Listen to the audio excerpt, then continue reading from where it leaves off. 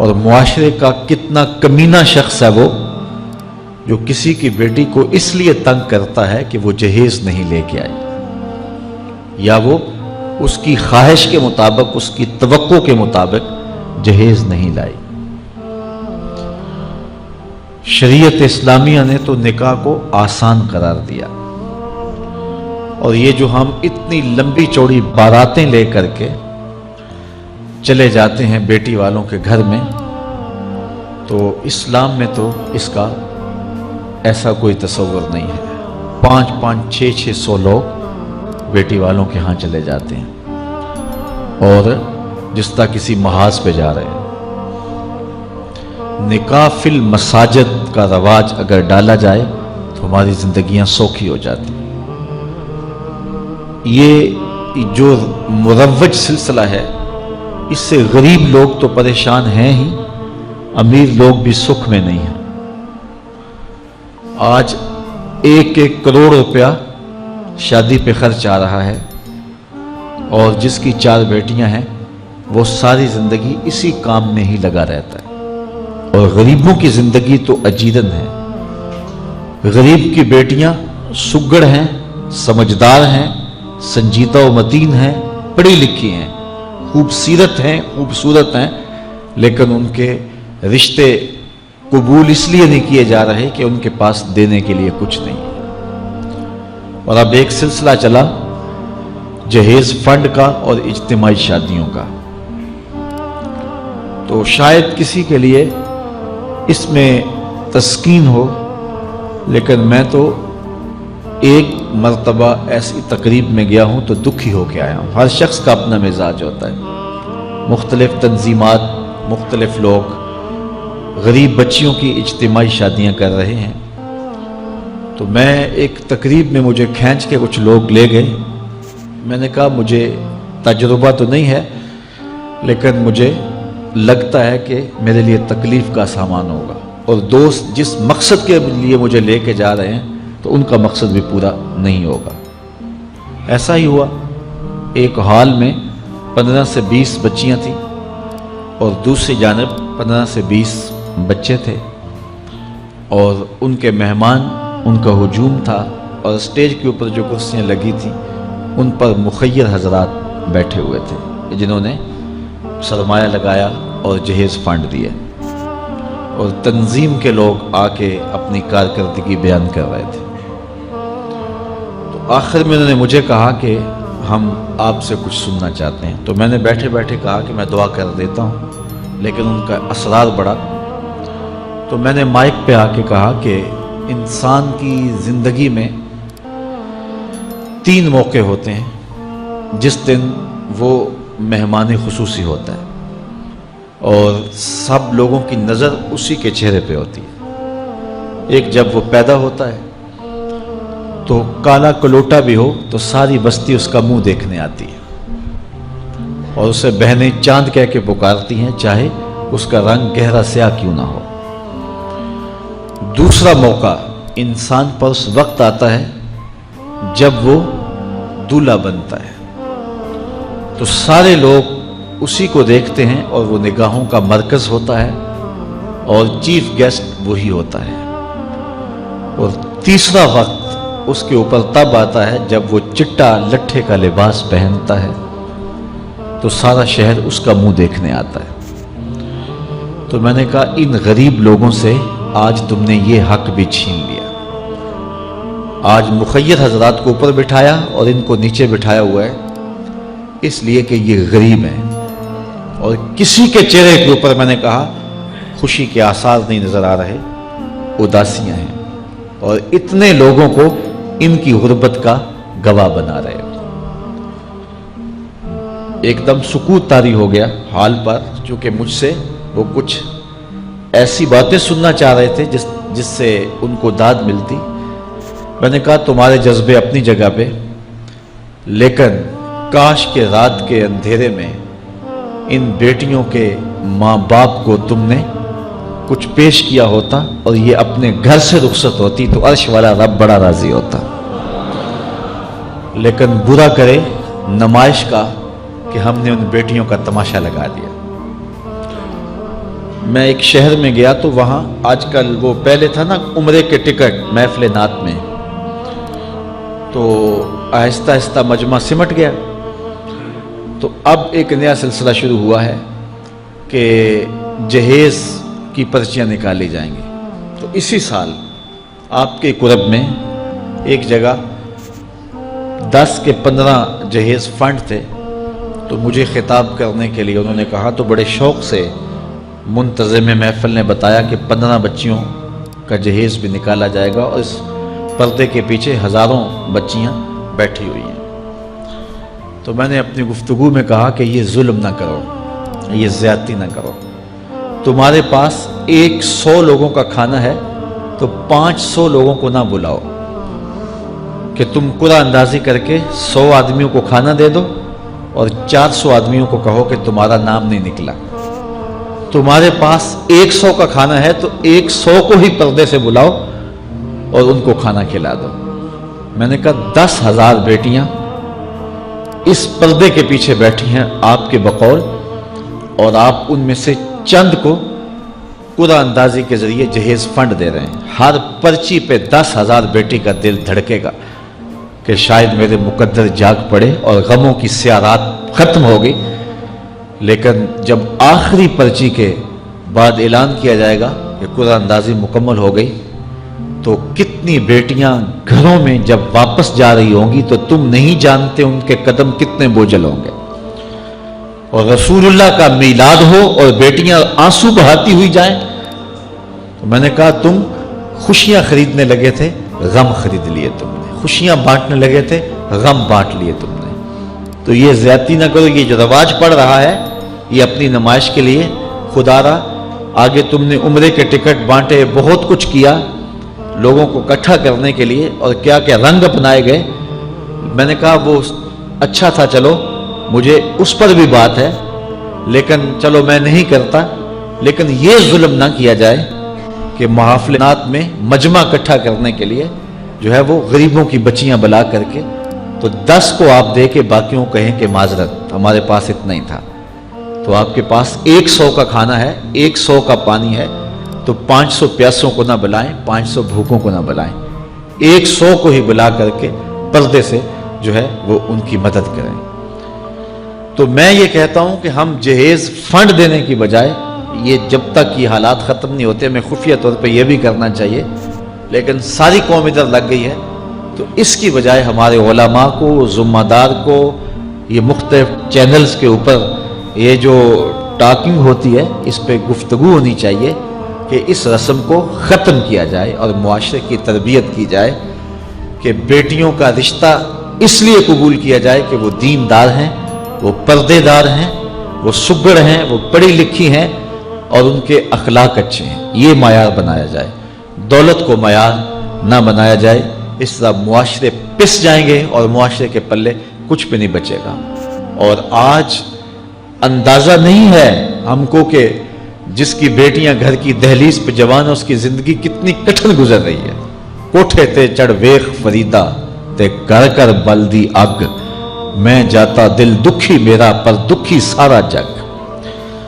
تو پورا معاشرہ اس وقت اس اذیت سے، اس کڑن سے گزر رہا ہے کہ بیٹیاں جوان ہیں اور رشتے نہیں مل رہے، اور پھر اگر رشتے مل رہے ہیں تو بیٹے والوں کے نخرے ہی بڑے عجیب ہیں، اور پھر جس طرح وہ بیٹیوں کو، غریبوں کی بیٹیوں کو لونڈیاں بنا کے اپنے گھروں میں رکھتے ہیں، تو یہ ایک الگ درد کی اور دکھ کی کہانی ہے۔ میرے پاس لوگ آتے ہیں، دعا کیجئے، کاروبار نہیں ہے، معاشی بحران ہے، مالی پریشانیاں ہیں، بچے کے امتحان سر پہ ہیں، بہت سارے مسائل لے کر لوگ آتے ہیں، لیکن کوئی نہیں، لوگ حوصلے سے مصائب کا مقابلہ کرتے ہیں، کاٹتے ہیں۔ لیکن کچھ لوگ آتے ہیں دعا کے لیے تو بات کرتے ہی آنکھیں چھلکنے لگتی ہیں اور میرا دل بھی قابو میں نہیں رہتا۔ لوگ کہتے ہیں کہ حضرت دعا کرو، بیٹی سسرال میں دکھی ہے، اللہ سکھ دے دے۔ تو میں دعا بھی کرتا ہوں، لیکن میں تنہائی میں جا کے روتا ہوں کہ اس درد کا مداوع کیا ہے، اس دکھ کا علاج کیا ہے، اور معاشرہ تیزی سے اس تکلیف کی طرف بڑھ رہا ہے، اور طلاق کی شرح بھی جو ہے وہ بڑھتی چلی جا رہی ہے۔ میرے پاس ایک دن ایک صاحب آئے، ساتھ ان کی بیوی تھی، اور میں انہیں جانتا ہوں، عزت دار لوگ تھے۔ تو انہوں نے کہا کہ ہم آپ سے کوئی تنہائی میں بات کرنا چاہتے ہیں۔ تو ان کے اپنے عزیز تھے، بیٹیاں اس شخص کی زیادہ ہیں، اپنے عزیزوں میں شادی کر دی۔ تو اس وقت انہوں نے طے کر لیا کہ کوئی بات نہیں، ہم جہیز نہیں لیتے۔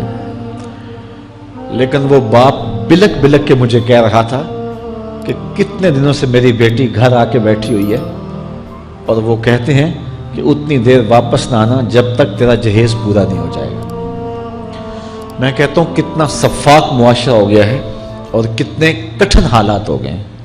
تو جب معاشرہ اس کیفیت میں چلے جائے تو پھر انارکی پھیلتی ہے اور معاشرے پھر قائم نہیں رہتے۔ تو کتنی باپ کی دہلیز پر بوڑھی ہونے والی بیٹیاں، ان کی سسکیاں، ان کی آہیں اور ان کی چیخیں اس معاشرے کو بے چین کی ہوئی ہیں۔ تو امیر لوگوں کی ذمہ داری ہے کہ وہ غریبوں کے دکھ بانٹ لیں۔ اللہ تعالیٰ ارشاد فرماتا ہے کہ فکو رقبہ او اطعام فی یوم ذی مسغبہ، کسی پھنسے ہوئے کی گردن چھڑانا یہ بڑی نیکی ہے۔ تو اس وقت غریب کی بیٹیوں کا رشتہ کوئی قبول نہیں کرتا۔ اگر کوئی نوجوان اور اگر کوئی سرمایہ دار غریبوں کی بیٹیاں قبول کر لے تو یہ اس کی مہربانی ہوگی، اور اگر یہ نہیں کر سکتا تو کم از کم ان بیٹیوں کی شادیوں کا اہتمام کیا جائے، لیکن یہ مہربانی کی جائے کہ غریبوں کی بچیوں کو نمائش گاہ میں نہ کھڑا کیا جائے اور ان کی غربت کا تماشا نہ بنایا جائے۔ رات کی تنہائی میں ان کے ماں باپ کی خدمت کی جائے تاکہ وہ اپنی بیٹیوں کو عزت سے اٹھا سکیں۔ میرے حضور نے ارشاد فرمایا وَرَجُلٌ تَصَدَّقَ بِصَدَقَةٍ فَأَخْفَاهَا حَتَّى لَا تَعْلَمَ شِمَالُهُ مَا تُنْفِقُ يَمِينُهُ، جس شخص نے تنہائی میں خیرات کی کہ دائیں ہاتھ نے جو خرچ کیا بائیں کو پتہ بھی نہ چلا، قیامت کے دن جب کوئی سایہ نہیں ہوگا اللہ اس شخص کو اپنے عرش کا ٹھنڈا سایہ عطا فرمائے۔ تو یہ جو اجتماعی شادیوں کا ماحول ہے، تو اگر اس کو ہم اس میں تبدیل کر لیں کہ غریبوں کی عزت نفس مجروح نہ ہونے پائے، تو اللہ تعالیٰ یہ توفیق نصیب فرمائے اور معاشرے کے اندر ایسے لوگ نکلیں جو معاشرے کے دکھ بانٹتے ہیں۔ اور علماء کو منبر و محراب سے زوردار آواز اٹھانی چاہیے کہ یہ جو رسم پیدا ہو گئی ہے جہیز کی، اور اس کے بغیر بیٹیاں گھر سے رخصت نہیں ہو سکتی ہیں، تو اس کو ختم کیا جائے اور اس کے خلاف عملی جہاد کیا جائے، اور اس کے لیے امیر لوگ نمونہ بنیں۔ غریب لوگ تو نمونہ بن نہیں سکتے، مشکل ہے ان کے لیے، لیکن امیر لوگ اگر نمونہ بنیں تو وہ بن سکتے ہیں اور معاشرے کے اس ناسور کو ختم کیا جا سکتا ہے، اور غریبوں کی بیٹیاں عزت سے اپنے پیا گھر سدھار سکتی ہیں، اور ان کو جو ہے ان کے ماں باپ کو تسکین کی اور چین کی نیند آ سکتی ہے۔ آج میں نے نکاح کے حوالے سے بہت ساری باتیں کرنی تھی، لیکن عنوان ادھر چلا گیا چونکہ یہ ایک سلگتا ہوا مسئلہ ہے اور ہمارے معاشرے کو کاٹ رہا ہے اور توڑ رہا ہے۔ ایک تو گھروں کی دہلیز پہ بیٹیاں بوڑھی ہو رہی ہیں، اور دوسرا شرع طلاق جو ہے وہ بڑھتی چلی جا رہی ہے۔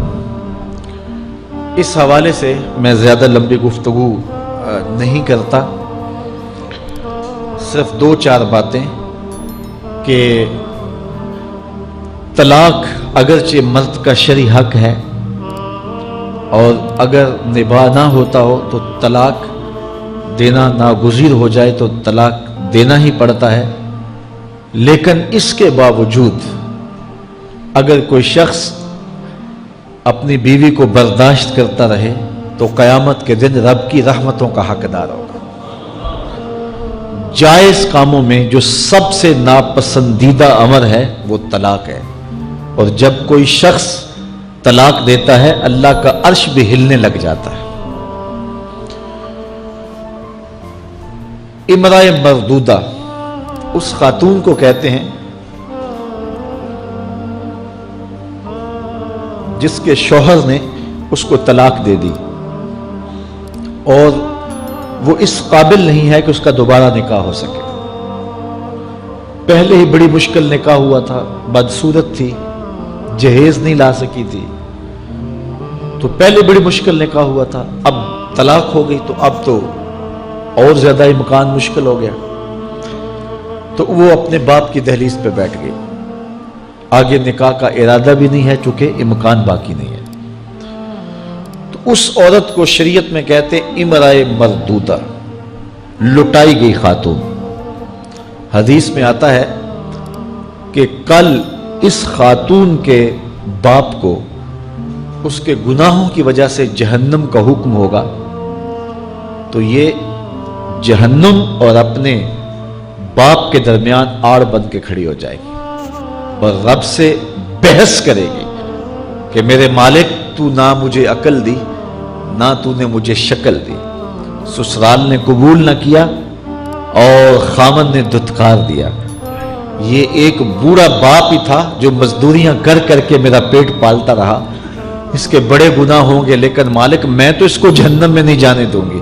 اللہ سے لڑائی کرے گی، بحث کرے گی، اللہ اکبر، الجھاؤ پیدا کر دے گی. حدیث میں آتا ہے اللہ اس خاتون کی سفارش مان کے اس کے بوڑھے باپ کو جنت عطا فرما دے گی.